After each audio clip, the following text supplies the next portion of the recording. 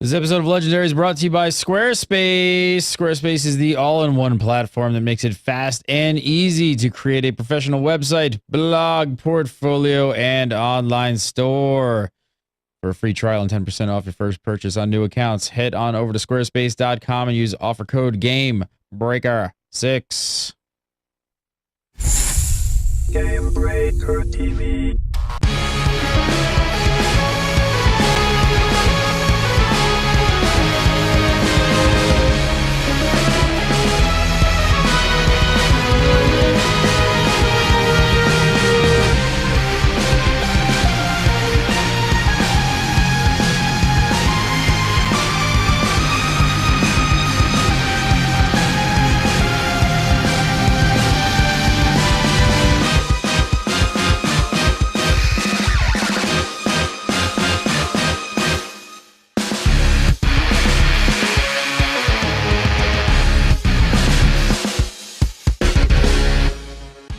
What is up, everybody?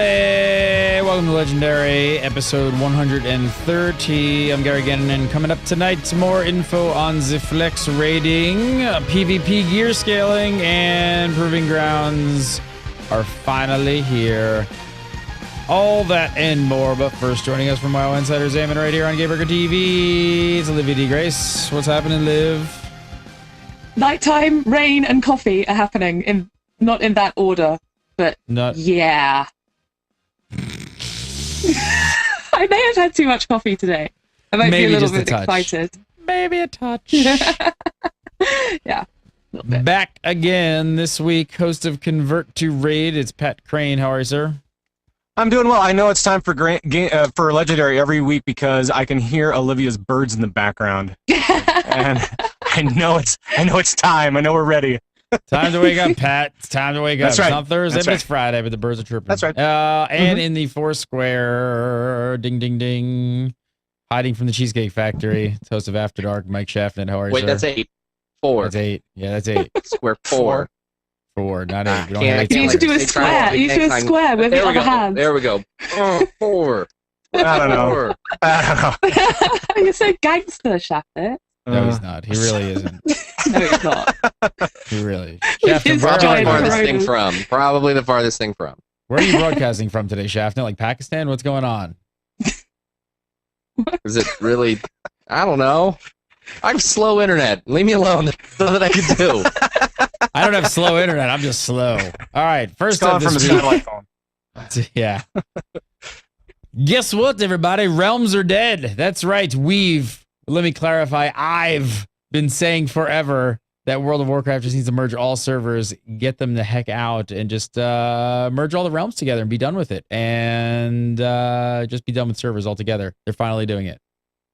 You guys heard? Well, maybe not. I don't know. Maybe not so much. It's kind of like Slight. that. I'm exaggerating. Kind of like slightly. that. It's kind of like that. It's close. It's pretty close. This week, Blizzard dropped patch notes for the 5.4 PTR, and they included just this little tidbit here, something called virtual realms. Patch notes say this: says virtual realms are sets of realms that are fused together and will behave exactly as if they were one cohesive realm. Players on the same virtual realm will be able to join guilds, access a single auction house, join arena teams and raids, as well as run dungeons or group up to complete quests. Players belonging to the same virtual realm will have a number symbol next to their name. So I gotta first up. Seriously, how is this, Liv? How is this different from cross realm zones? So cross-realm zones are random. They're not necessarily repeated. Like, you don't necessarily get zoned with the same realm all the time. And you cannot do any of those things. You can make groups to run quests on cross-realm zones, but you can't do cross-realm arenas. You cannot do cross-realm auction house usage. And you can only do cross-realm raids for older stuff. You can't do current cross-realm raids. So there's quite some differences there. It is another realm joining thing.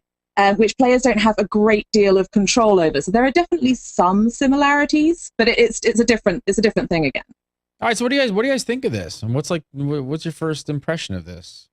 Is it Well, my first impression is now I know why Flex rating is not dropping down below 10 players. It's because of this announcement.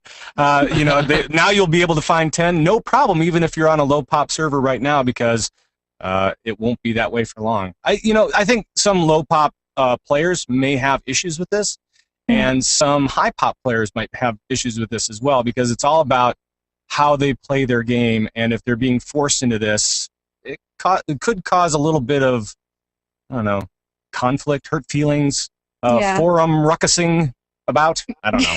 But what feelings are being hurt here? Like, I don't know. You've got to merge you're now going to see RP servers running around on your server. I don't think they'll do it. I'd be very, very surprised. Based on the CRZ, I'd be very surprised if they did this with different server types. Like, for example, there are various servers. There are a couple of servers in the EU side. I don't know the names of them off the top of my head, but they're not CRZ active because they're RP servers. So I don't think we'd see RP paired with non-RP, just like we wouldn't see PvE and PvP paired together. I don't know this for certain, but I'd be very, very surprised if that happens. And that makes Mike's question even more strong, right? Why would anybody be complaining about this? Some people just like their game their way, and there's no stopping them. I mean, really, that's basically about it. I know some low pop players that just love being on low population servers. Yeah, not for sure. many. And there's definitely people who, we saw this with CRZ as well. There's definitely people who are on a low pop server because they like the single player WoW experience. And we own this place. Yeah, no one else exactly. lives here.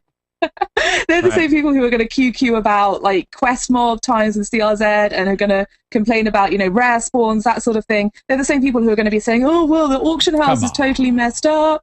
And I like being able to spend $1 million gold on one gem because there's no market, etc., etc. And that's got to be a small minority, though, doesn't it, though, Liv? I would like to think so. Perhaps a small but vocal minority, let's say. Well, it's a low pop server, so there can't be many of them in the first place, right? That's a very good point. That's a really good point. And it's just like, there's always going to be people complaining about this stuff. And things like names, like I'm guessing that the mention of the, what did you call it? We call that, like, noughts and crosses thing, a hash over here. But the number sign thing, did you say that? Hashtag number symbol.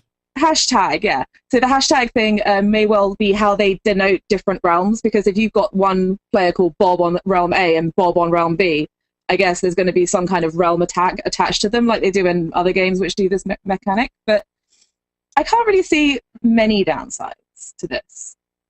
Just got ganked by a rogue, hashtag twisting nether. Yeah, exactly. I suppose it could be that there's going to be people complaining. There's inevitably going to be people complaining about this who don't want their server to change. And it's going to be in cities. I'm guessing it's going to be in cities as well, unlike CRZ. We were at E3 when some of this dropped, and we kind of we're just getting it sketchily. Like the first thing we kind of saw people talking about was they were saying basically they were saying realm mergers. Like realm mergers happen. They're merging. Is it really, though? Is it really realm mergers called something different? Or, I don't know. I don't feel like this doesn't feel like server mergers to me at all. It's not a straight up merger, but it is basically a merger. I mean, they're taking all the mechanics of CRZ, as you call it. You just have to do it. Yes. Yes. I win. But they're taking all those things and they're basically just making it permanent, and they're saying, okay, these guys are a lock. So you're essentially saying it's merged servers, but you can still have some of that identity a little bit. I mean, I think the ickiness of server mergers is taken away because you still have your server. They're not taking away any of the servers. I'm not, not that I have a lot of pride in the server that I'm on, but I'm not going to be taken off Twisting Nether to join another one. It's still my own separate happy little server. There's just going to be everyone everywhere all over the place now, and I think that's what kind of takes away the feel. Is it takes away the negative connotations to it, because you're not losing something, you're just gaining more people. Yeah, exactly. So they're not closing any servers. No, they're not closing anything. You're not being forced off. You're not you have to choose. You're not going to have forced name changes. Yeah, you're not going to be sent somewhere else. You're not Yeah, you're not losing your home. You're not losing your Warcraft home. Your Warcraft home is now like a block of flats rather than a detached house. You know, We're all you've got getting a whole bunch of roommates. other people. We're all getting roomies. That's basically what's going on here. And I mean, it's one of the things they've always said about server mergers is that they've got this problem where they've got a ton of servers that are really overpopulated, and they're opening new servers, but they don't want to then sort of have this weird cycle of shut an old server, open a new server, shut an old server, open a new server. And I mean, whether that's genuinely still an issue, I don't know. But this seems to get around that quite neatly. Wonder how have they talked about it at all about how it prioritizes the servers for people who are on that server, that particular server? The way it matches them together, you mean? Well, I mean, I'm just wondering, like, you know, if you're on a specific server. Mm-hmm. I don't know. I'm wondering. Yeah, like logging in and stuff. Well, if you're logging into your server, basically, what if the realm has been sort of overpopulated with cross what are they calling it? The virtual realm. Yeah. And now yours is like super packed. Are they going to like overflow you out to another one? I doubt it. But no, it's a permanent thing. So I don't think they're going to be farming you out to another server at all. I think they're going to be keeping you right where you are, and you're going to have to kind of wait it out a little bit. They did say that they were going to try to make sure that they were balancing the different realms so that they wouldn't have a bunch of high pop realms together in one merger or whatever. So it sounds like they have a plan. Yeah. A loose plan in place. Sounds like they have a plan. This sounds like they have a plan. Has a plan. They've got a handful of darts and a dartboard, and they plan to throw those darts. Well, the reason I was asking that question, because this is definitely different than Guild Wars 2, but Guild Wars 2 ran into sort of a similar situation where when you've logged into your server, you had to hit an overflow server because it was jam-packed with people because they were doing things like that. So I kind of just was thinking it through. Yeah, but I think it's a different mechanic. I think this is an awesome change. Yeah, I agree. And I think it's going to be interesting to see, like, one of the potential downsides to this would be the faction balance and that sort of thing. And I've been trying to find the messaging where I saw this all day. I think it was a tweet from Net, or no, it was forum speculation about how they were going to balance it with, like, keeping the populations within 3% of one another, and like how they were going to balance the factions out. And I think particularly for heavily faction imbalanced servers, this is going to be such a fantastic change. You're no longer going to be in this weird situation where you've got like 10 alliance people and 15,000 horde, and you've got this sort of awful PvP situation. So I think for world PvP, it's going to actually be, if they get it right, it's going to actually be a good thing. It's going to actually be a quite a big benefit. So yeah, it should be interesting. I think it's a great change. Chavnyism.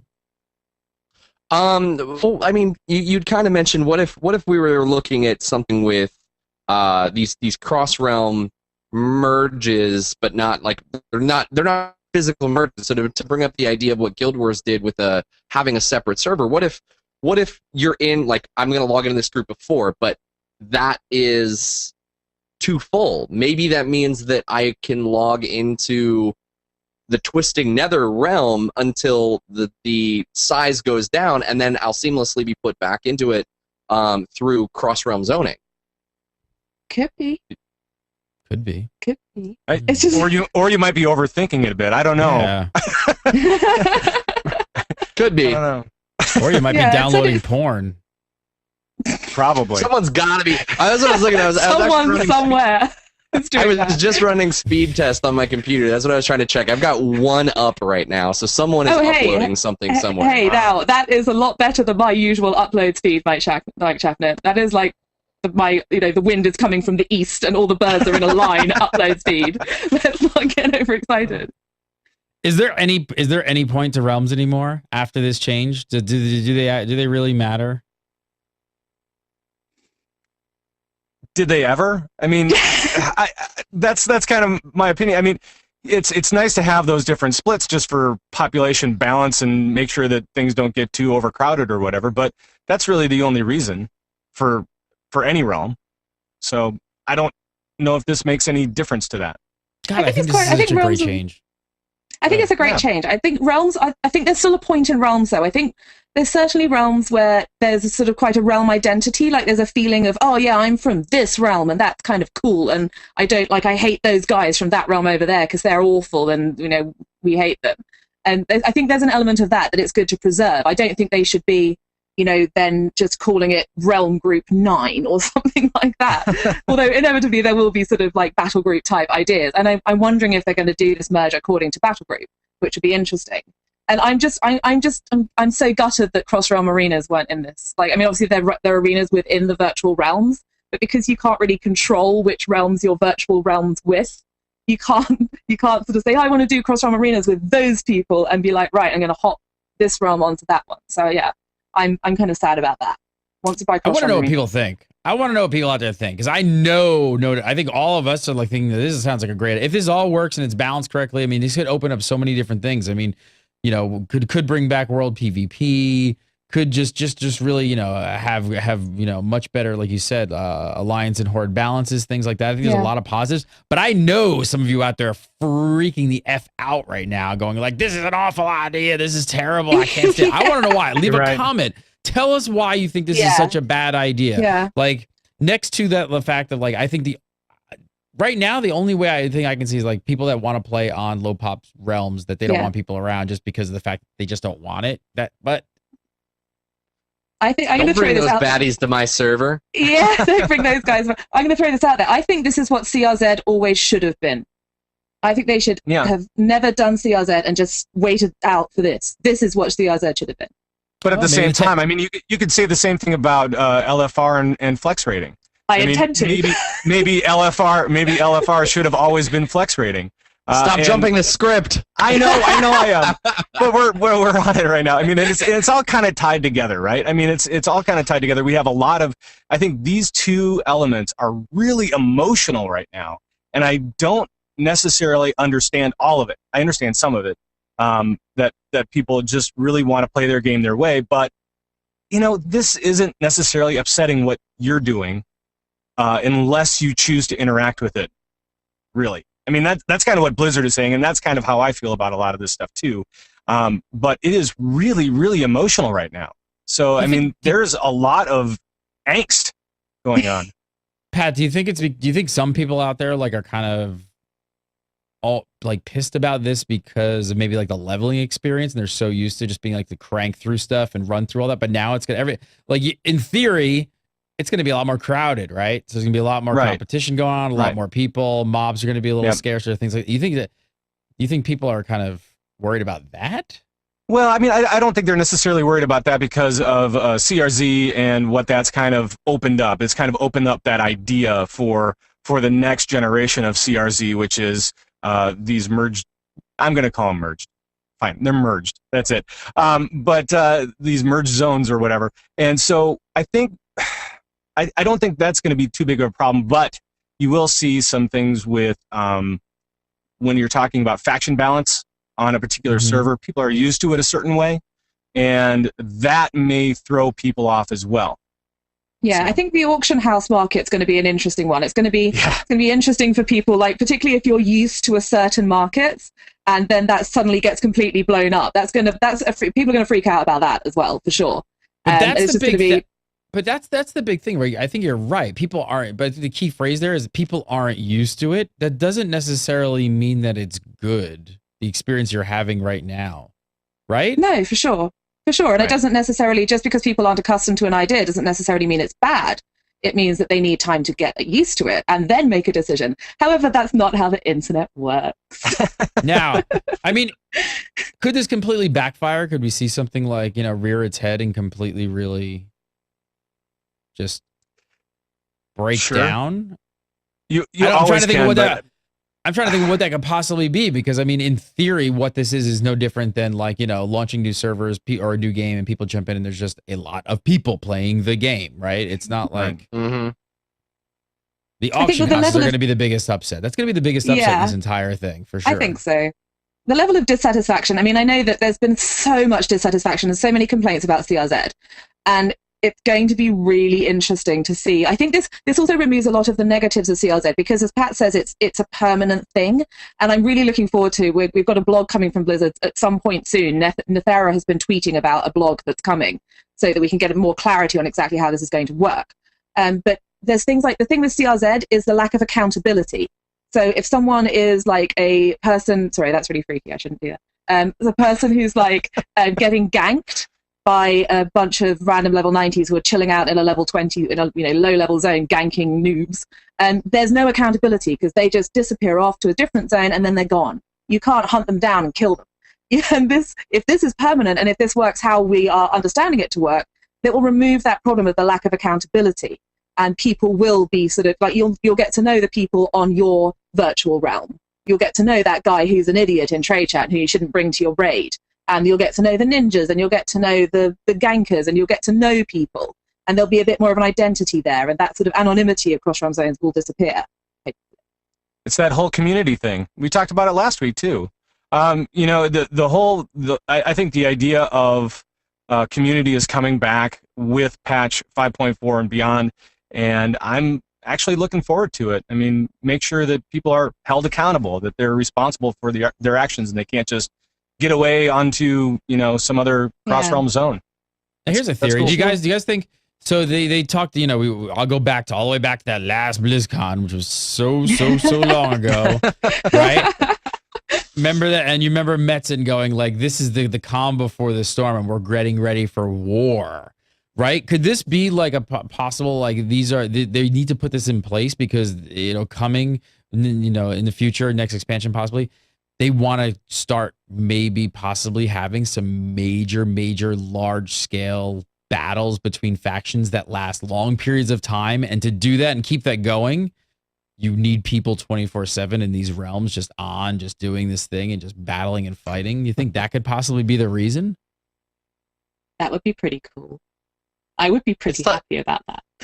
It's tough to say, though, because, I know they were so behind the idea that MOP was, in the same breath, Metzen also said, Mist of Pandaria is red versus blue, and while it was in the story, it really wasn't in terms of the world environment. And I think that some of that can be attributed to low population servers, but I think the other situation of that is the way that the game is kind of sprinkled, and obviously, perfect example is flying mounts. A lot of people will say flying mounts killed world PvP, and we look at places like the Throne of Thunder area that no longer has any form of people going to it because they just want to avoid the PvP completely because they don't have the ability to just jump on a flying mount and fly away. So I don't know if it's PvP is going to have to remain in its most structured form in presented events like battlegrounds or features where Blizzard is going to force players to run head-to-head, and they've got to design it that way so that it actually happens, because I don't think it's just going to happen by having more people in the area. No, I agree. I think they're going to have to do some kind of like Terra Mill South Shore type of setup and actually push people together and make it happen. But if they do, if that's what they're gearing up for with this, great. I'm suddenly excited about this. Hey, all you haters out there who think I'm just making shit up. I said servers would go away and you didn't believe me then. You told me I was crazy. Well, guess what? Joke's on you. Yep. Servers are gone. Deal with it. All right. Next up, Greg Street, a.k.a. Ghost Crawler. He's been tweeting about Legendary. Oh, wait, no, not Legendary. Legendaries. Sorry. Why isn't he tweeting about Legendary? Slight What are you difference. doing, bro? Yeah, Slight really. difference. He was asked if there was any kind of catch-up system coming to the Legendary quest chain in patch 5.4. And he said TOT will drop all 3 Legendary raid drops in order when 5.4 ships. So it does seem like players will be able to avoid going back through the older raids to get their drops, right? I mean, that's what it sounds like. Yep. They said that they didn't want to make the older tiers, if they're not relevant, there's no real reason to go back to it necessarily. So going to Throne of Thunder is, you're going to be able to clear that, and if you're on a particular quest, you're going to be able to pick up those items that you need and get out of there fairly quickly. It sounds like so. Yes, catch catch up for the legendary. Yeah, Fun. sure. We talked last week a lot about the accessibility and how it might be, affecting the game and stuff like that. Do you guys think that this catch-up mechanic on legendaries is actually going to contribute to the accessibility to that? I think it's an interesting problem because it's it's a funny thing. Every time there's something, it seems like most times there's something that you have to really, really work for, with the exception of perhaps the Warlock Green Fire quest. It's then taken and rendered more straightforward in a later patch. And I'm so torn on this. I'm not someone who's grinding out legendaries, just for clarity, but it's, on the one hand, people who have alts, people who have new tunes, people who have, various reasons, for whatever reason, been away from the game. I feel like they should be they shouldn't be prevented from getting a legendary because they weren't around in 5.0, 5.1. I feel like and therefore this is a good thing. On the other hand, the people who have ground that out, I can see why they're frustrated. And I feel like there should be hard grinds in this game. There should be, not tons, not loads, but I feel like they should exist. And I'm wondering if this is undermining that a bit. Well, this has always been the people's legendary, right? This has always been the legendary for everyone. When we saw the first icons come out for the Shaw Touch weapons and stuff like that, and for all of the legendary items that you could possibly get, or the initial stages of it, it was always about everybody's going to be getting a legendary this time around, and now they're just proving that again. This is the people's legendary, so. It's more casual. I mean, we used to have, the staff and the daggers. Those, you had to do these epic quests and fight, these solo encounters that were really hard. And this time around, not so much. But, I don't necessarily think it's a bad, Josh always said that legendaries don't have to necessarily be legendaries don't have to be hard to get in terms of the Warglaives, where it's a random chance, and that's the worst example because I know that Blizzard doesn't think that's their best legendary, but it should be something that you work towards, personal work, and creating something that one person spends a lot of time to do and earns it. I think the difficulty here is because and a lot of legendaries are so tied to specific raids that people, for me example, I'm only on the second stage of the legendary. I'm only at trying to collect all of my valor, and I'm starting to get really buried between these patches, and I'm like, I'm never going to catch up. I'm never going to catch up. And the more this happens, the more it's like, oh, well, I can now just run Throne of Thunder, and if I needed all my sigils, I can get them. That's great. But it shouldn't be. It should be work. It should be a system held in place that, I don't want to go run those old raids. But you know what? If I want a legendary, I should have to, because everybody before me had to as well. And it's not, especially now with the LFR system, it is not hard to queue for those raids. If it was something like Firelands, you got to go find, you've got to find 10 to 20 or 25 people to get into Firelands to get your piece. Then maybe, let's make it catch up. Let's make, I forget the final Deathwing raid. Let's make the pieces drop in there, because that way that people don't have to go back to old raids and waste time in an old raid in order to get it. But that's not there anymore. LFR solved that problem, and if this is a singular person's epic journey to get a legendary, there's a system set in place for you to take the time to go get that legendary. I wonder if their fear is that people, because it would then be 2 tiers behind, that people just won't be able to get into that later LFR because of the queue times.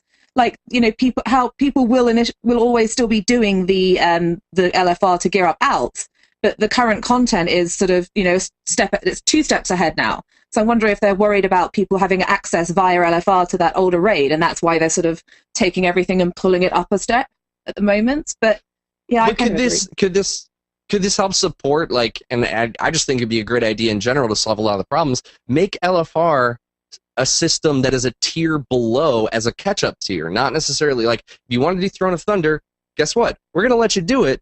You just got to wait a couple months, and then you can go in. And then that way, for the people who are queuing for LFR, there's still a very highly populated LFR system in place that I can jump in and get my and catch up with getting my legendary as well.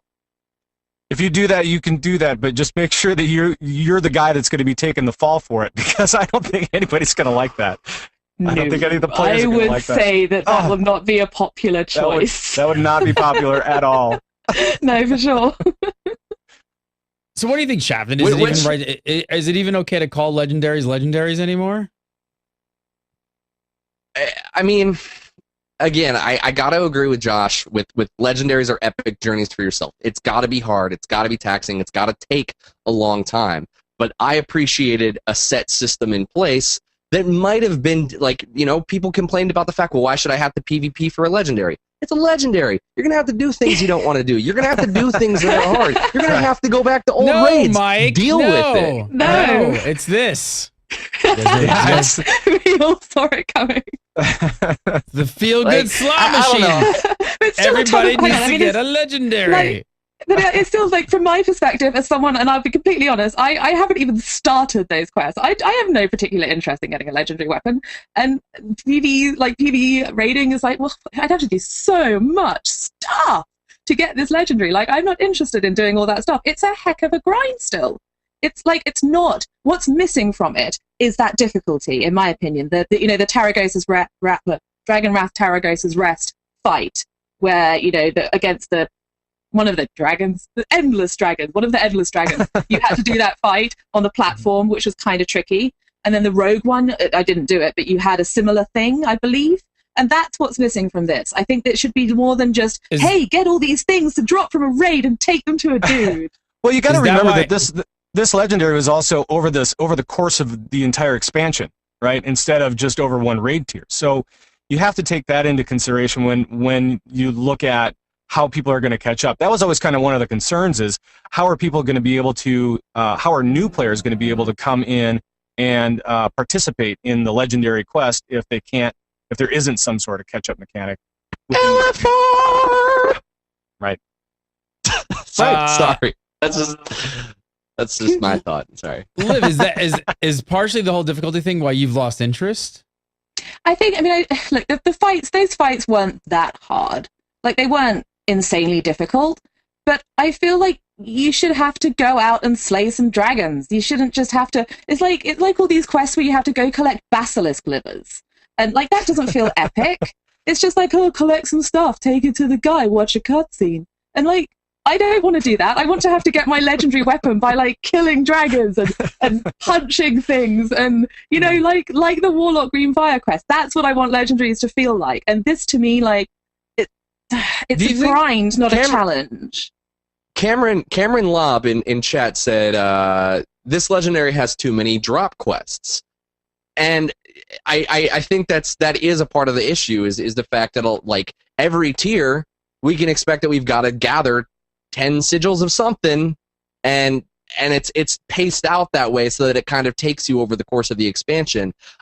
I almost think it would be better if they took the approach of even if you could get the legendary quest for 5.4 done in a day or 2 or 3, like, but it's super hard or it's super intricate, let it happen. Take out that grind. Take out the necessity of having to sit and run. You're saying, take out the luck. Take out the luck of the drop. The drop is the thing. Actually make it some sort of skill-based system that, like, you actually have to be a good player to get it, and then it'll feel completely different. Yeah. It's kind of lame. Yeah. All right, I want to talk about Proving Grounds, but first I want to tell you guys about a great deal we got going on with Squarespace. If you guys checked out Squarespace, I'm sure you have a guild or a blog. You want to post your World of Warcraft videos up. You want to, do screenshots, tweet just your experiences or your blog. Maybe you need to keep the group together. You guys got to check out Squarespace. You can create an unbelievable website with Squarespace. Their new engine that was updated, I forget how long ago, but not long ago, is phenomenal. Whether you know nothing about creating a website or you're like super hardcore and you know how to like get in there and you want to tweak code, I'm telling you, you have to check out Squarespace.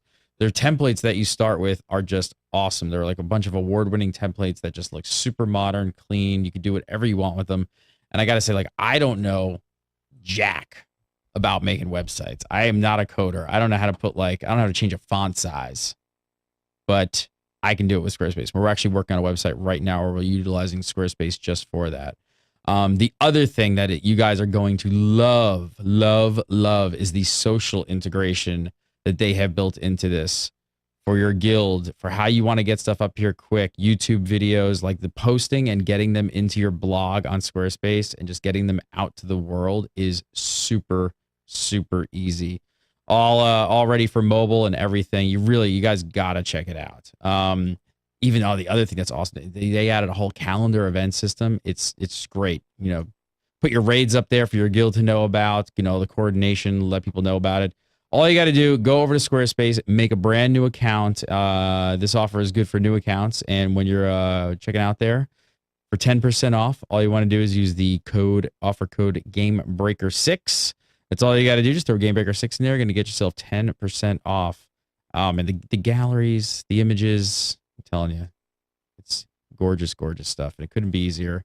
And like I said, for you out there who really know what you're doing and you want to get in and start digging into the code and do some real custom work to these things, their new engine allows you to do all that stuff. You can get in there, just inject like your own code into the pages and stuff like that, which you couldn't do before. I'm telling you, check it out. Squarespace. I'm so happy to have them on as sponsors. I've created many a website with this Squarespace. All right, so the other big news this week from patch 5.4 is that Proving Grounds are finally here. So we've been waiting for this for since like Mist's beta or beta. Beta. And we've known a little bit about it for a while. There's some new stuff in here, though. So first up, each trial is going to be available in 4 separate difficulties. You're going to have bronze, silver, gold, and endless. The endless difficulty sounds crazy, right? Check this out. So they say Horde mode. Yeah, that's what it kind of sounds like. They say you're going to test your mettle against increasingly difficult enemies and compare scores with friends. So this sounds really cool. It just sounds like this like an endless cycle where the mobs just keep getting harder and harder, and the longer your time, the better you are, the higher your score is. And I think players are gonna love this. It's gonna create like a whole nother like leaderboard scenario of like who can come out on top on endless mode. Yeah. Now, I don't want to come across cynical because I really do like this feature, but will it really? We kind of said that about challenge modes, and that was not really done as much as we thought it was going to be. Do you really think? Do we honestly think that people are going to compare their endless scores against each other, or do we think that at some point people are going to call class separation? Well, you're a Death Knight, so it's easier for you. I'm a Druid. I can't do it. I can only get to level 10. Like people will always do that. Do we think that could happen? People will always do that. They're always gonna make some kind of justification for why they couldn't do one thing over somebody else, and that stuff. I think that this will actually be competitive between teammates. On raid teams, we'll go in there and we'll say, all right, especially for healers or something like that, where you don't necessarily always compete because you don't always have that DPS meter, but you can try to keep things alive, I guess, for longer than the other person. I don't know exactly how it's going to work. Yeah. It's going to be weird. Yeah, but, it's really interesting. Yeah, but it should be pretty cool. I mean, I'm looking forward to at least checking this out and seeing what it's like. And the nice thing is that it's an individual thing. It's not a group thing. So maybe that's where it will differentiate itself between that and scenarios, heroic scenarios or challenge modes. Sorry. Yeah, I think the challenge modes, I'm sure I remember Blizzard saying that actually the challenge modes had a much higher uptake than they were expecting. They did. They did, yeah. I'm not going insane. That's good. But maybe this will be the same. I know that there's a ton of people on servers I play on who are like, yeah, we've got the gold challenge mode. There are people who take that really seriously. Like that's a whole new meta game for them. And I kind of think this will be the same. I really like this idea. Like I was kind of not that excited about it until they made it competitive. Probably says more about me than anything else. Yeah, obviously. But no, it's just like it's they will. I like the difficulty ramp up. I really like the idea of the endless mode because it gives you a sort of, and yeah, of course there's going to be like QQ about it, but it gives you a sort of consistent thing to measure. And even if you're just measuring yourself against it, like week 1 you try endless mode, you make it 3 minutes. And then week 2, you're like, oh, okay, I made it 4 minutes now. Okay, I have 5 minutes, 20 minutes. I'm improving. And I mean, it's just going to be a matter of time before there's some video on YouTube that's like 9 hours of endless mode or something like that. And that's cool. That's a cool thing. That's a whole new game. And I think it's fantastic. I think Shaft brings up a really good point, though. I mean, how are they going to balance this across different classes? If it's just like, it seems like some are going to have an easier time than others. So what can they actually do to make that like kind of on the same playing field? That's really hard. It's a really hard question, and it's just like what can they do? How can they and that's that's a question which the developers are going to have to look really hard at. Like, people complain about this in Brawlers Guild, that certain classes have an easier time than others, and people will complain about this, and indeed do complain about this in challenge modes, that if you don't have this tank and you don't have this healer, then you're not going to be competitive because these are the best healers for challenge modes. And that's kind of a self-perpetuating thing as well, because once people start saying that, people start believing it, and then it sort of self-perpetuates until you can't be a holy priest doing challenge modes, because that's wrong. And it's going to be really hard to figure that out. And challenge modes are different, though, because challenge modes are group situations, kind of similar to Brawlers Guild, where it was a one-person like kind of thing. I can't bring the wrong setup to a proving ground if I'm the only one who gets to go in there, and if I can't. You say, Olivia, you're like, this is going to be great. This is going to make me really, really competitive. And, like, if you and I get in a really competitive mode and, like, I physically, as a druid, can't get past level 10, but you as a hunter I'm gonna shaman can easily get to level 15, it's one of those things where it's like, I'm going to quote Pat Crane. I'm going to quote Pat Crane here and say, I think they've thought about this. I think they have. Like the line. I mean, this really seems like an obvious thing. I don't know if any of us actually have the answer on this one, but I think that they have to be on top of this and kind of see that could be an issue. And you also have to look at what the reward is. What is the reward for finishing these different challenges, and what do you get at the end? And my guess is you'll get bragging rights and maybe a fancy shirt. Yeah, maybe they'll do maybe they'll actually split it out by class. I mean, if it's a solo thing, then maybe it's just as simple as being, hey, I'm the best Death Knight, hey, I'm the best Shaman, hey, I'm the best Hunter, and then the problem of class balance is kind of gone, unless I missed something there, and I'm trying to think that through. But maybe that's how it works, and without sort of having a slightly better understanding of exactly how the specific mechanics of these will work, it's hard to postulate on it. But yeah. I mean, you could easily build into the UI filters for that exact thing. You could build in, like, I'm looking at my realm or my multi-realm, and then I'm like, okay, I only want to look at druids. Cool. Yeah. All right, I only want to look at feral druids. Oh, sweet. All right, I'm the #1 feral druid. Yeah. But I'm like number 200 on my server. Yeah, exactly. And I mean, then that also introduces a whole other sort of idea of like, okay, well, maybe disciplined priests are really good at this healing thing, but then, oh god, I'm a restoration shaman, and I managed to beat this many disciplined priests, and they're really strong at this. And it's sort of, I think it's, as long as it's split by class like that, I think that could actually be quite interesting. Is anyone else disturbed by the fact that Josh now just sits in our chat room during the live show and trolls? Right. Because I'm getting really distracted now that he's on the other side of the fence, and he's like, just sitting there like, bah ha ha. Thanks, look Josh. At these guys making shit up, yappa yappa yappa. Yeah, they don't know what I know. I saw that he was going to sell me on the black market auction house. He's going to sell you on the black market auction house. I guess that's what he said. You're an epic drop, Pat. Now, I guess that's you. In order to get the next legendary, you need to buy Pat Crane on the Black Money Auction House. Crane on the Black Market Auction House. Yeah, simple as that. That's it. Check this out. What do you? This is kind of. They're actually pitching pitching this as a training ground for tanks and healers to learn without a group. Is that going to work? No idea. No idea. Go ahead. Go ahead. No, sorry, Pat. I jumped on you. Go ahead. Well, the only thing is that a lot of healers use add-ons like Voodoo and Grid and so on and so forth, and so it makes it a little strange especially if you have to keep up multiple targets at the same time. It can be a different challenge for healers, for some, for me.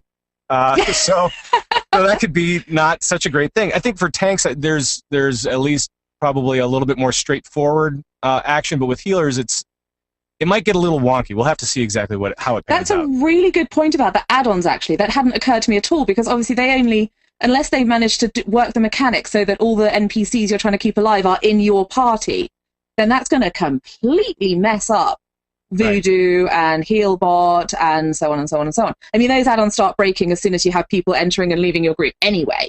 They're going to have to do that, though, because otherwise the default raid frames wouldn't work either. Well, and how's that going to work? I can't imagine they'll do mouse over macros on the actual nameplates, because that would just be like such a specific healing style. Right, and how would that work with AoE healing? Yeah, exactly. So that the prayer of healing, which only works on your actual group, so they will have to do that. Right. I'm so unconvinced that this is going to work as a genuine... It's going to be a great way to test out your skills and have the initial sort of, oh, okay, so this is how I do that thing for tanks and for healers.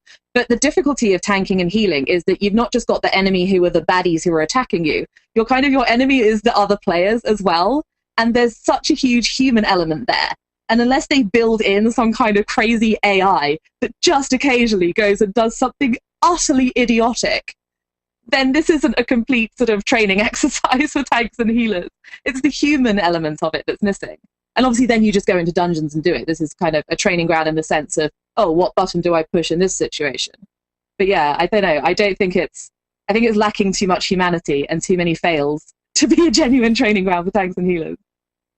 All right, last up on the patch 5.4 news, we've got more information on a feature that blew our mind last week. That's right, flex rating. We talked about it a lot, and some CM, community manager, blah, blah, blah, named Laura or something or other. I don't know really who the heck this guy is. Posted some responses over on the Twitter, some responses to some tweets from Ghostcrawler saying that there would be additional rewards from flexible raids. Said Raid Finder in patch 5.4 will be itemized with all the same sorts of stuff you've come to expect over the last couple of tiers. There will, however, be a brand spanking new type of reward that is only available to players who choose to step up into flex, normal, or heroic rating. Hope that clears the air a bit. So clearly they want to incentivize players to step up from LFR into the higher tiers, right? Mm-hmm. Is it really not good enough just to get better gear, though? Is it not enough they just get better gear? No? The gear, no, because the gear is it looks the same. All you're getting is stats. There's no longer a cosmetic drive for anyone to really have the need to separate themselves from LFR. I mean, that was that was a big reason for me of why I got into raiding in the first place. Was I wanted to get out of my sprinkled really bad blues, questing blues and greens, and the only way to do that was to step into raiding. And that's not really there anymore. It's just physical stats. You just simply hit harder. And for the person like myself who right now plays LFR or plays short there, doesn't play long enough to really do anything else outside of LFR, that's enough. I don't need those more stats. I don't need to be doing more damage because I'm not trying to push myself in a 10-man raid or a 25-man raid because I'm still doing just fine in LFR. All right, then what do you guys think what do you think these rewards could be? I mean, you've already got loot, you got bonus rolls, you got valor points. I mean, what else is left? What are they going to do? Well, it seems to me that I believe that it came out that tier gear is still going to be available in LFR, so it won't be tier gear, at least for the remainder of the expansion. So it will be trinkets, is my guess. That's one way to do things. Make some fun trinkets and have them have stats and a little bit of a bonus for those people that are stepping up into normals and heroics. Maybe some cool weapons, perhaps. Who knows? I think that's where you're going to. Gear's really tough because they've talked prior about how there's so much development time that goes in consistently to every new tier, and how the solution isn't possible to just like make more gear because everybody's kind of gotten upset over the similarity between it all, between different tiers and even just the offset gear. I don't necessarily know if gear is going to be the answer for that reason. I think it's going to be, trinkets maybe, because there's no cosmetic look to trinkets. Right. But maybe it's something like titles or pets. Someone could pets, exactly, stuff like that. Yeah. I kind of feel like it's got to be something that isn't like a huge. Obviously, there's the item level upgrade that takes place between the raid tiers anyhow, so you're getting more stats off of higher level gear. But I kind of like maybe like the headless horseman weapons that summon dancing pumpkins, or like random things like that. That sort of fun stuff, like the cosmetic fun side of things. Maybe that could be something. But I was wanted to like see what you guys thought of this question, because I was thinking, could it be an additional type of point? And I don't think that there's space for that. Like, there's valor already. There's justice. I don't think I don't think it can be that. Please, no more currencies, please. Yeah, no more currencies. Like, wow, guys, Or don't do that. Maybe it's something with a reputation that's only done through rating. Where you could buy something for gold instead of but you have to have a certain rep. Who knows? Is this I think access to event. I think it's going to be one of those things where you've got to be really careful that people who don't have, like Mike Schaffnet, who don't have the time to necessarily engage in the sort of like pre-made group raiding, don't feel like it's going to be something that's not so cool that they feel completely left out, but something that's cool enough to incentivize people to go up into Flex and so on. It's really tricky. And talking about like incentivizing, right? What is this going to do for LFR? I mean, it sounds like it's another layer of Blizzard almost removing incentive to even run LFR. Well, tier gear is going to be the incentive to run LFR right now, because they are, like I said, they are still planning on having tier gear throughout the remainder of the expansion in LFR. So you'll be able to go there and pick up any tier pieces that you may need, hopefully, if you're lucky.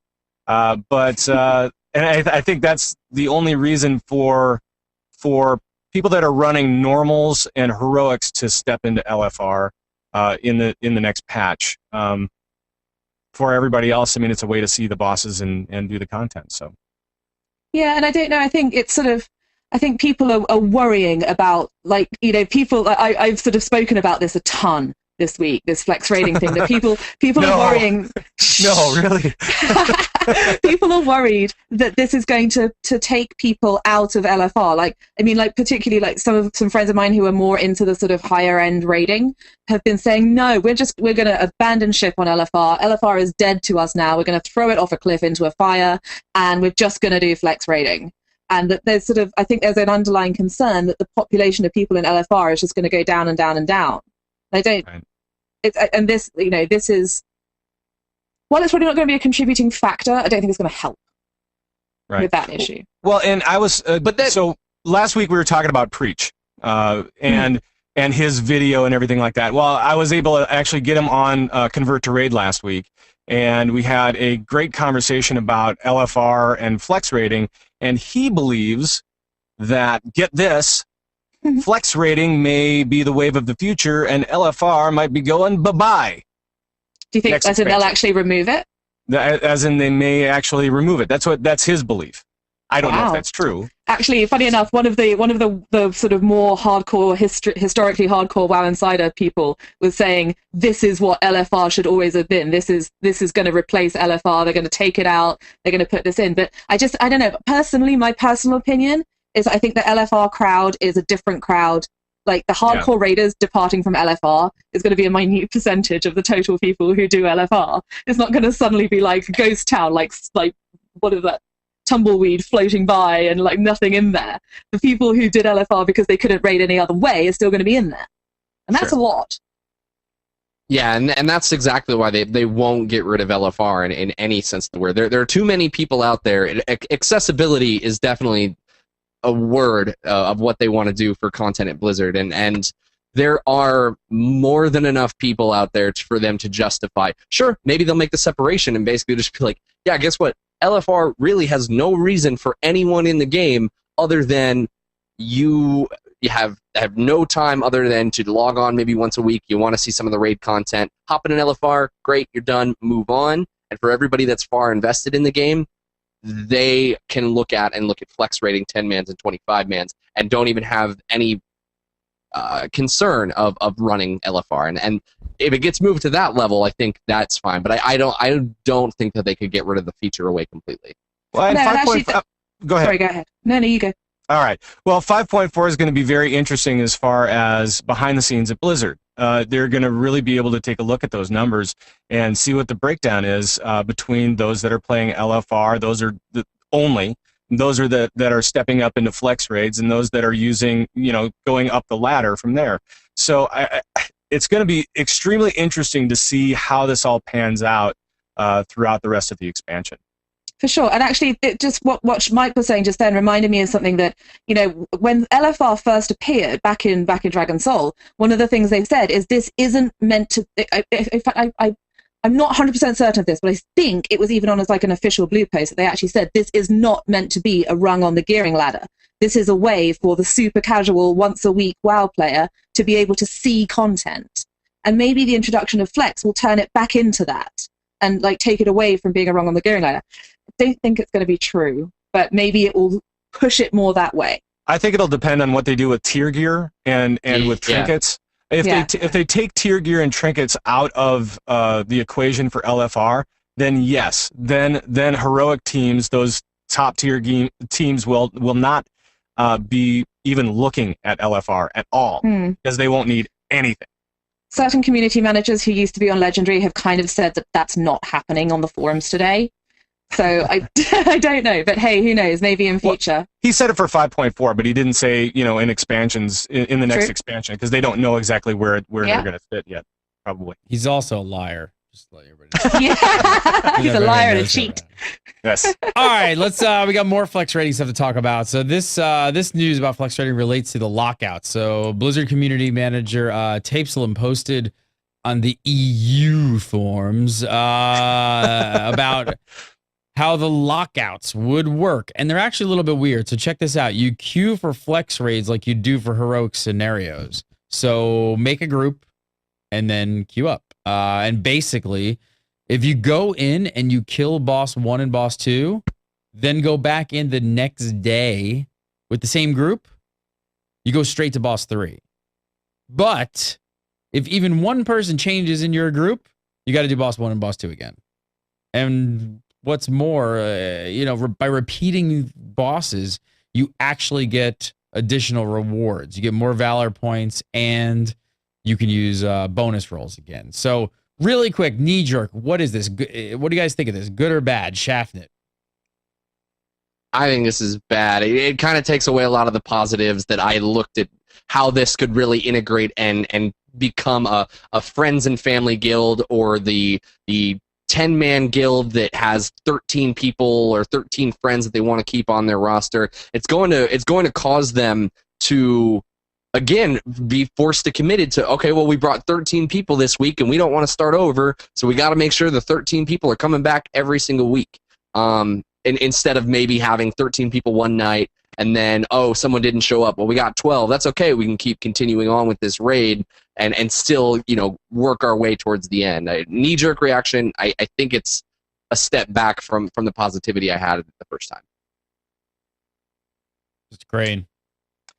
I would have to concur. This seems to take the flex out of flex rating. I mean, it really does. You're basically saying, you can go in with however many people you want, unless, of course, you want to progress. Then you have to go with the same amount of people, or the people in your group all have to have killed boss 1 and boss 2 for you to move on to boss 3. So that's kind of not very flexing, not very flexible. Liv, why do you think they're doing this? I was a bit confused. I'm wondering if maybe there's some key detail that we don't know about yet. Like, because they've said that you queue for it like heroic scenarios, I'm wondering if actually you must be able, the thing that occurred to me was maybe you can't extend. And I'm like, no, you must be able to extend. There's no way they'd put you, and it's done in sections as well. So it's like Raid Finder. So it's section 1, section 2, section 3, section 4, however many sections. And I'm wondering, based on this, whether you can't extend it, or you have to, you have to then sort of say, all right, we've done bosses 1 through 3, which allows us entry into the next section, where we'll do bosses 4 through 6, which allows us entry into the next section, just like Raid Finder works in that sort of lockout. And I'm wondering whether, because we're seeing this from the perspective of people who do normal and heroic raids, where you've got this traditional how the lockout works. And maybe we're just looking at it backwards, and actually it's going to be just like Raid Finder, where you have to, you queue up, you go in and you go through. But then I kind of feel like if that's the case, they should allow you to save your lock of 2 of 3 and then work on the third boss if it's a bit harder.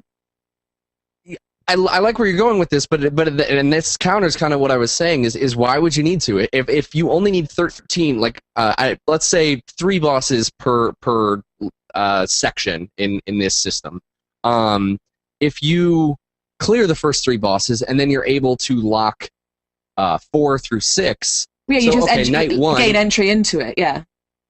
Yeah, so night 1, we've got 13 people for chunk 1. We'll clear chunk 1. Night 2, we've got 12 people. Someone didn't show up. Okay, well, we can go on to chunk number 2, and it'll just flex to our group size. I did forget about the fact that it's going to be separated by different I can't think of the word, segments. Wings. And that actually could play a little bit into it because it does scale down the size of a raid into more manageable chunks. When you only have 13 people one night, it's not an impossible feat to think of the fact that you might be able to clear 3 bosses a night. Yeah. And if you don't, if you clear it with 13, you only clear 2 bosses with a group of 13, but you can't clear the third one. And then 12 come back the next night. Well, that's actually a little beneficial because now you can kill boss 1 and 2 again and work with 12 people to start working on the third boss because you might not have had the gear for it. It does still take a little bit of the flex out of the flex, but I think the fact that they're separated is going to make it a little less catastrophic as I was originally thinking. I forgot about that. I'm just wondering why they're doing it. If they're worried about people, like trying to game it somehow, like trying to find the certain breakpoints in a counter and say, oh no, well if we have 15 people instead of 16 here, it's going to be really, really easy because we can ignore this part.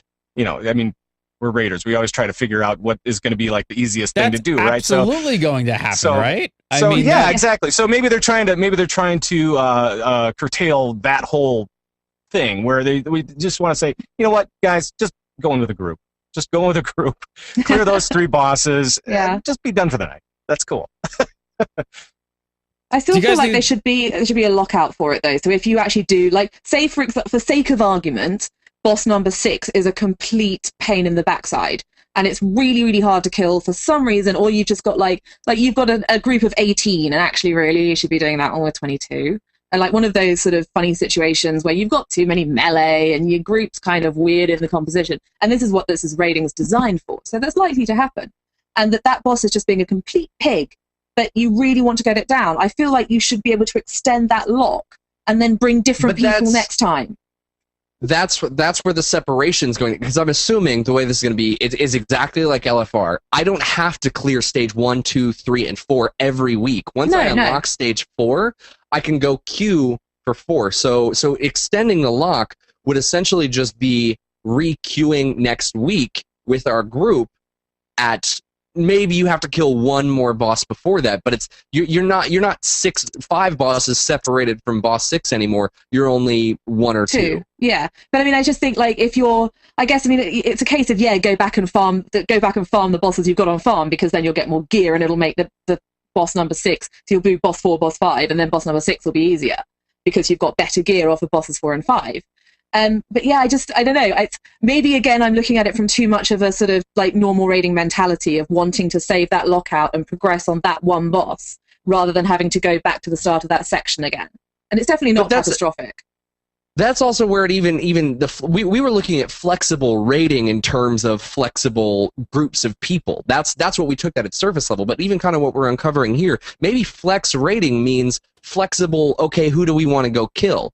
As a flexible raid, I could skip challenge 1, 2, and 3. We could just go focus on the last boss for the next month and a half and skip sections 1 through 3 endlessly. And that is still flexible by terminology. And kind of doing what you were wanting to do with focusing on one boss.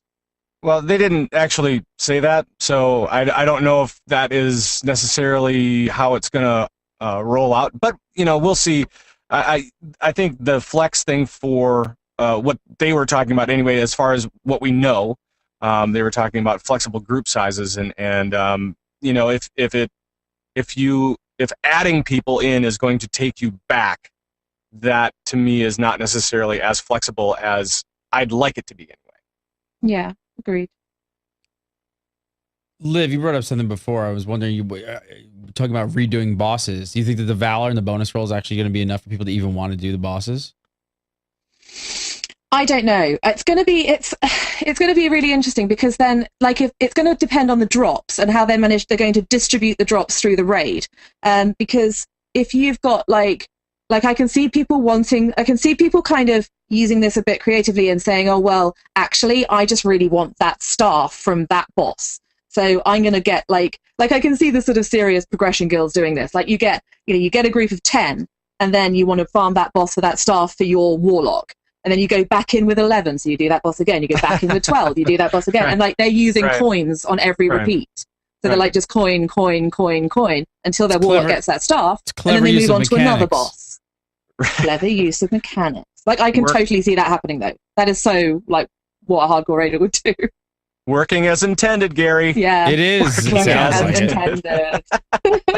Why do you think they went with a system like this instead of over something like what they do in 10 and 25, like normal?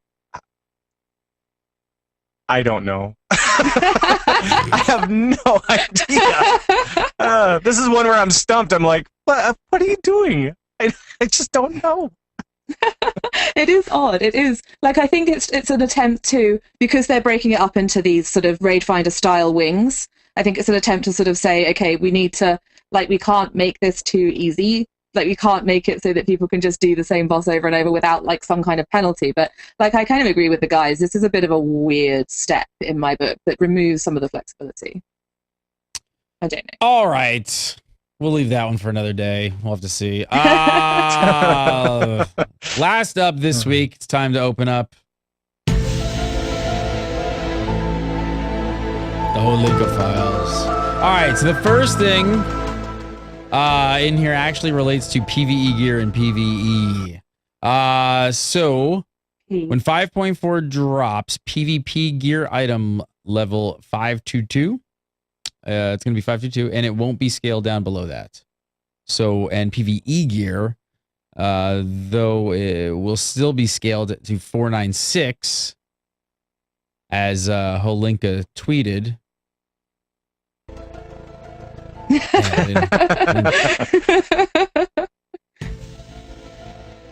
As Holinka tweeted.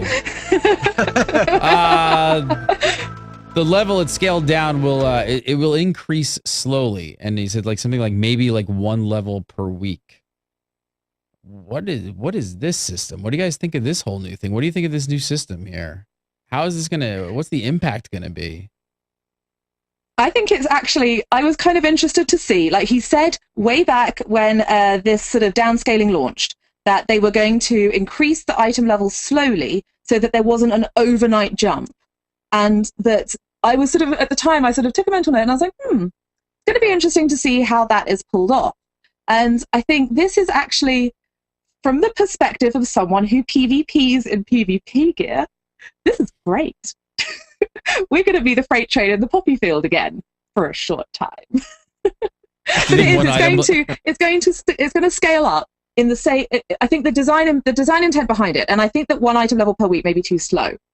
Because the design intent behind this is going to be that as PvP players will not like suddenly be like, bosh, 522, come at me. They're going to be like, getting a 522 piece every week. They're going to be slowly increasing their item level depending on their rating and their cap and which pieces they go for. Like obviously if you start with the cheaper pieces, your eye level is going to go up slightly faster.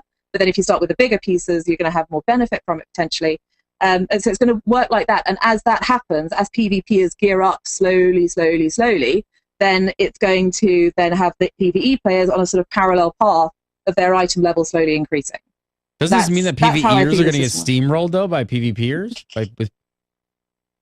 A little bit. A little bit. You see that devious smile that Olivia just had there? Yeah, not gonna happen at all. Yeah, those people who have a high cap. So people, the way the PvP point cap works is if you get a rating above, I want to say it's like 1690, or something like that, 1650, 1690, then your PvP, your conquest point cap starts to increase, and you can earn more conquest points in a week. So the people who are at higher ratings will be able to gear up more quickly than this this PvE gear item level increase ticks up. But again, to quote Pat, they've probably thought of this. Maybe. maybe a little bit. Maybe a little bit thought of this. So then I think it's probably not going to be a problem, and it's an easy fix to just be like, change that number to 2 item levels per week. Yeah. But I don't know. I'm kind of I wrote an article about this, and I said I'm kind of excited that PvP gear will be the best again in PvP. like visibly the best. Like have higher item levels. Be awesome. Blow some people up. The second item in the whole link of files this week is pretty crazy. So check this out. So this came off of Twitter a few hours back when he tweeted this image of a buff tooltip. He said, the crowd chose you. Here it is. It increases all damage caused by 1,000%, decreases all damage taken by 100%, and allows you to see stealth units. And Holinka came back and said more info to come out about this through the patch notes. But yes, it's a tiebreaker. Then he followed up after that and said, it isn't a tiebreaker. It's a match ender. Who gets it is the tiebreaker. So this is kind of crazy. What is this? What are we actually looking at? What the heck? I saw this. I was like, I have Holinka's Twitter on I kind of stalk him on the Twitter. It's probably a bit creepy, but I kind of stalk his Twitter for things like this. And clarity, my error in the notes there, he was tweeted that. He did not tweet that himself, so apologies for that, my bad. So he's, I saw this image and I was just like I looked at it, and I looked at it again, and I was just like, and I was on, chatting with Pat on Skype, and just like, what? What? My reaction was similar to when I saw that they were taking resilience off PvP gear. Like, what is this? What is this madness? This fresh madness where suddenly you get this ridiculous buff and what? And then I saw that, and then his first response was, "It's a tiebreaker." Like, how is that? Like, both of you get that? What? So all of a sudden you've got no damage taken, but your damage done is increased by 1,000%, and that's a tiebreaker? I was just like, so what is it? Who spams a button first? I was just, my mind was blown. I was just making confused consonant noises. The title of it, though, to say the crowd chose you makes it sound like it's going to get placed on one random person to break the tie. Yeah. I think it might do. I think it will, because that's it. It's a singular person. So, but I think when I read his follow-up tweet, this isn't a tiebreaker, I sort of calmed down a bit. Like, okay, let's chill. So this isn't going to be how they decide who wins arena matches. This is not going to be. This is going to be the reward for qualifying for the tiebreak. So we've been talking about tiebreak systems in arenas before. But this is going to be the thing you get for being the tiebreaker winner. I'm guessing. I think that's what it is. Why? I have a question for Mr. Holinka, actually, and that is, can you run down the hall to Ian Hazakostas' office and just put this in the rating stuff as well? That would be great. I'd love it. Yeah, and I can imagine how cool is that going to be when you whatever it is that you do that lands you with this ability, you suddenly have the ultimate power. They should disable leave arena during that period. They should just be no, leave. You know how you can right click the icon and just go leave arena if you're done. I'm done losing. I'm going to rage quit out of this thing. They should disable that, so that this one person is just all right, I'm going to blow you up. Why are they changing the tiebreaker system anyway? Why are they changing it? It's an interesting one. I think the current tiebreaker system certainly encourages turtling. So if you've got turtling is just playing very defensively. So if you're on a sort of particularly teams with healers, it's very easy if you're in certain comps. Like Discipline Priests are very good at this, of just kiting endlessly and just drawing out the timer and just keep it going, keep it going, keep it going. What is the tiebreaker system? It's the 20-minute hard out, right? the current tiebreaker system is that, say, for example, in 2v2, which is one of the more problematic brackets for this. In fact, I would definitely say the most problematic bracket for this. This rarely happens in the bigger comps. But it does happen in 3v3, but rarely in 5v5. If you have not completely obliterated the opposing team, so if you have two of you and one of them, so you've killed one of their team, but both of your guys are still alive, and the match hits 20 minutes, that's a draw. And if you have one of each left and the match hits 20 minutes, that's a draw. And both teams will drop rating. Neither of you will get points, and you will both drop rating. So it's easy-ish for healers to troll by saying, okay, I'm just going to keep myself alive, so you can't kill me. But they shouldn't.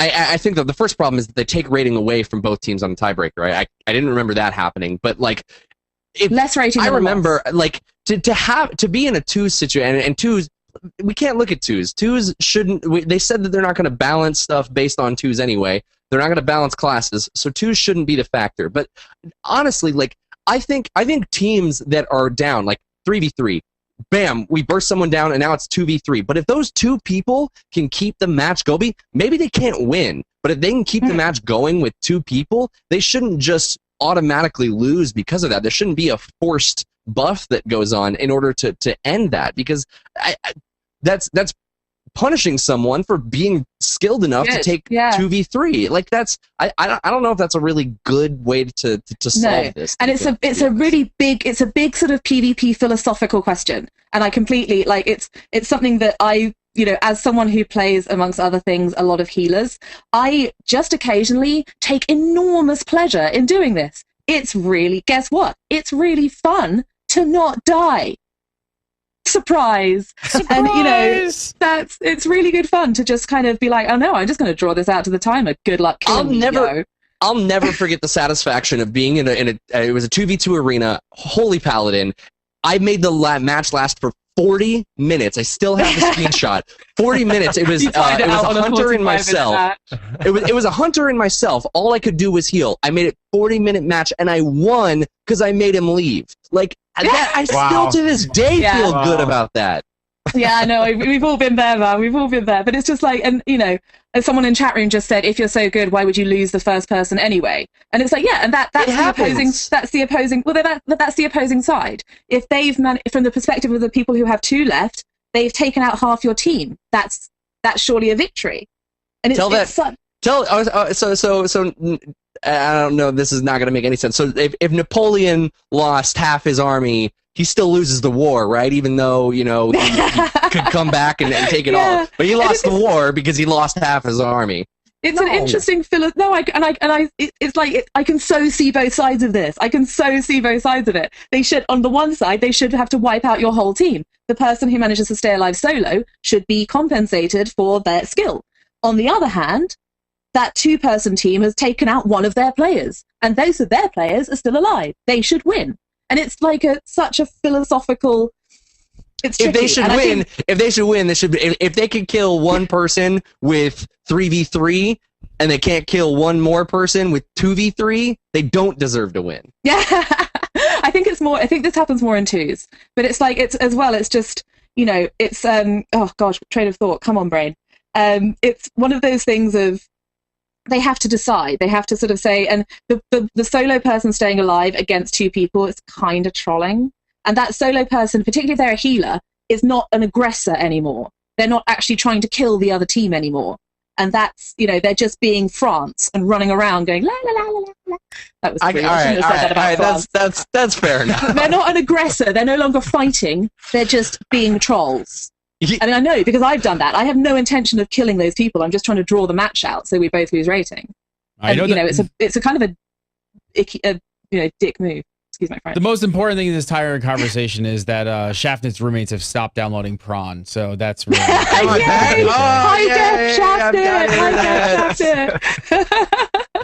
All right, let's do some viewer questions. Viewer questions this week are brought to you by Audible. That's right. For a free 30-day trial and to get a free audiobook, head on over to audible.com/gamebreaker. Use that URL. Got to use the URL to get the free 30-day trial and the free book.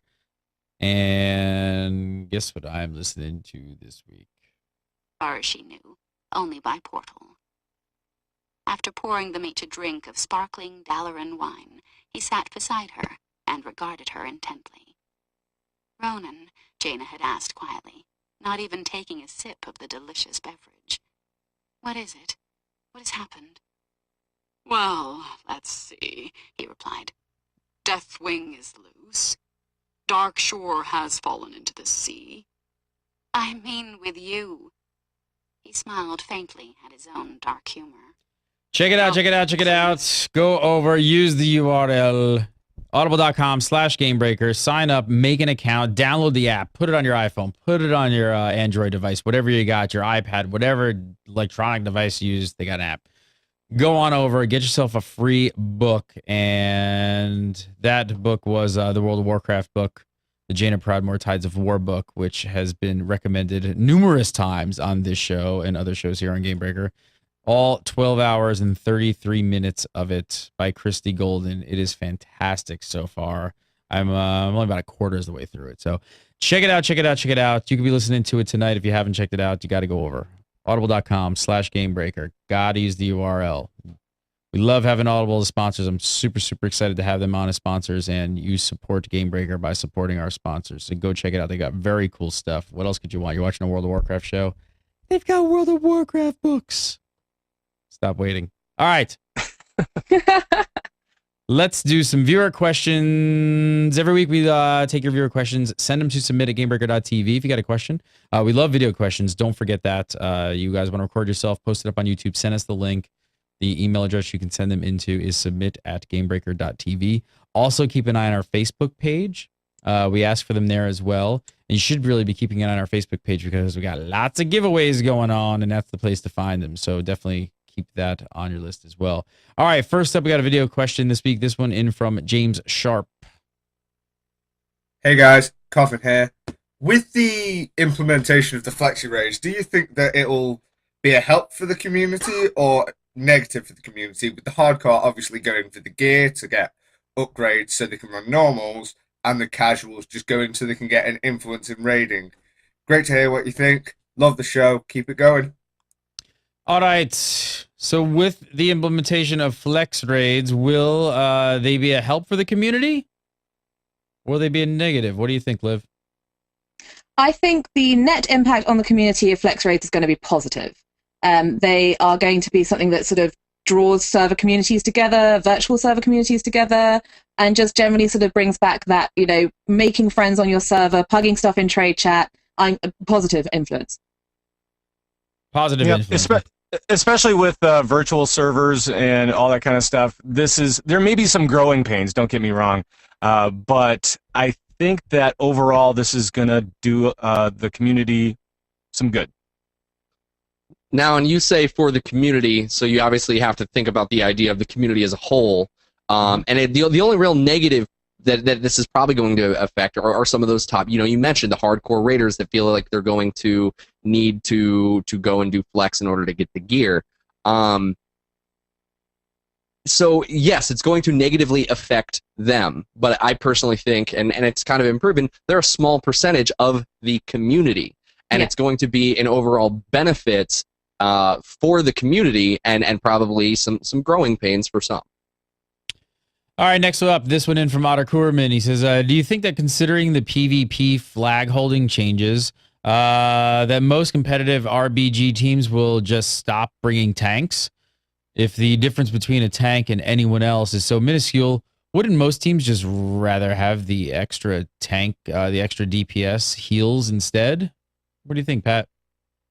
Well, I don't PvP too much, so this is probably best left for yeah, exactly. But I think that Blizzard has thought of it. How about that? I'll just go back to that. They've thought of it. They've thought of it. They thought of it. Tanks. You bring up a really good point, but I think that tanks bring a little bit more than just straight up health to a situation. Specifically, look at warriors. Warriors are some of the best flag carriers, not only because of their high damage absorption and block and everything else, but because of their control that they bring to the table. And I think that's one thing that you have to consider that tanks bring. And maybe if it does become a little bit more too even, maybe it just means that they need to bring a little bit more of a different tool set to the group as a tank. You might not necessarily, doesn't matter who holds it, but you might still want to bring a tank because a tank's going to bring an AoE sprint or an AoE stun or something of that nature that maybe a DPS can't. Yeah, I agree. I think it's going to be, and I think it's also worth noting with this that Helinka is, again, Twitter stalking Helinka, he has clarified that actually, yeah, the truth is out there. It's me stalking you on Twitter, Brian Helinka.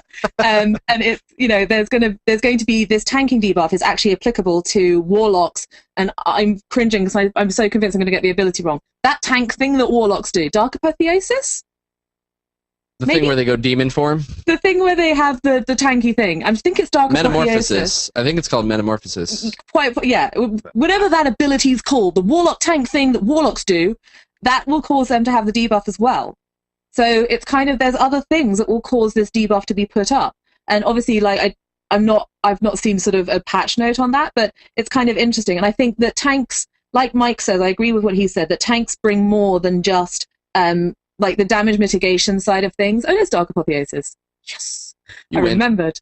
Thanks, chat room. Hey, congratulations. But yeah, they have, like, mobility is another thing. But then it's also the case that what they're trying to do with this is to make tanks not useless, just not necessary. And like Pat said, they'll have thought of this. And there's buttons, there's things they can tweak, and there's things they can correct if they feel that tanks are now suddenly completely useless. And I mean, it's going to be really interesting to see what actually happens. And yes, there's a potential that people will want the extra DPS and will want the extra heals. And that, things like feral druids are going to become the best flag carriers because, yeah. They always should be! But yeah, it's going to be interesting to see how it pans out. But I don't think that it's the end of the road for tanks in PvP, no. All right, last up this week from Nicholas Fujurus. He says, with the advent of hero classes, do you feel like Blizzard has shown some preference with their newest pet projects among versatility and extreme mobility? Or do you feel like the classes are genuinely balanced without bias? There's a conspiracy amongst us, Mr. Shaftditch. There's always a conspiracy when they introduce a new class. Everybody thinks that they introduce a new class, they must love it, and they're going to make it overpowered. Monks, Death Knights came first, and everybody said the same thing about Death Knights as what they feel about monks. I mean, I'll buy into Blizzard's response that it takes time to not only balance a class for that class, but it takes time to balance a class in comparison to every other class out there. Death Knights have become much more toned down, and just I don't even think people really look at Death Knights as a hero class anymore, because they're not like they're just another class in the game, and I think monks will hit that when we're outside of their first expansion.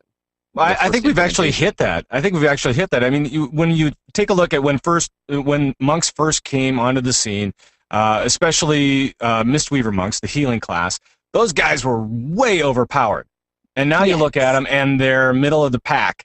Windwalkers, the DPS class, they're middle of the pack, not too awesome. They've never been too awesome. And the tanking class has always been kind of shaky. It's like, if you know how to play it really well, you can do a great job. And if you don't know how to play it very well, you can do okay. So, I mean, I don't think that they've really thought of the monks as anything other than another class in the system. And other than the initial launch of monks, I think it's been pretty fair for the most part. Yeah, I agree with that. I think it's a case of, they're not going to deliberately go out there and massively unbalance their game, guys. Stop it. Bad internet. And, they're not going to do that. Sure, they're going to make sure that, like, as Pat was saying, there was a bit of balance off there. Mistweavers were very, very, very strong, but Windwalkers weren't. So they've sort of done some shifting around with that. And there's been some monk abilities in PvP that have been like, I still hate facing monks. I still, because I haven't leveled 1 to 90 yet. I don't fully understand how all their stuff works. And it's just like, Ring of Peace.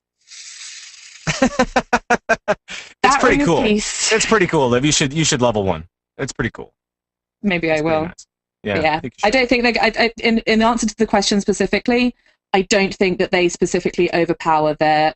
I mean, it's not technically a hero class because you start at level 1, but they don't specifically make their new classes overpowered so that more people will play them. No. Olivia D. Grace, follow her on the Twitter at Olivia D. Grace. That is at Olivia D. Grace. And of course, check her out right here on Legendary every single Thursday night. We'll be back to normal next week on our normal times. Pat Crane, follow him on the Twitter at Pat Crane and go over to Convert to Raid and check out his show called Convert to Raid. And Mr. Mike Shaftnit, follow him on the Twitter at Mike Shaftnit and watch After Dark right here on thegamebreaker.tv. You can follow me at Gary Gannon, follow Gamebreaker TV at Gamebreaker TV. Make sure to check out our Facebook page. We got lots of giveaways coming up. And I don't know, we still got a Mr. Pandaria Collector's Edition signed by all the developers to give away. Still got one of those. I've been hanging on to that for quite a while. So who knows, maybe that'll crop up pretty soon. You should give that at the next expansion release party. You should give that away. At the next expansion, yeah, the next expansion party. You know what? Maybe I'll give that away when Titan releases in 2016. There you go. Awesome. There you go. We do the show live every Thursday at 8 PST. Come on over for the live show and the pre-show. And be sure to check out our brand new website, Free to Play. That is TO, freetoplay.tv. Covering all free-to-play MMOs and online games. Check it out, check it out, check it out. Check out our sponsors, all that good stuff. Have a great, great, great weekend. And we'll see you next week for some more Legendary. Thanks so much for watching.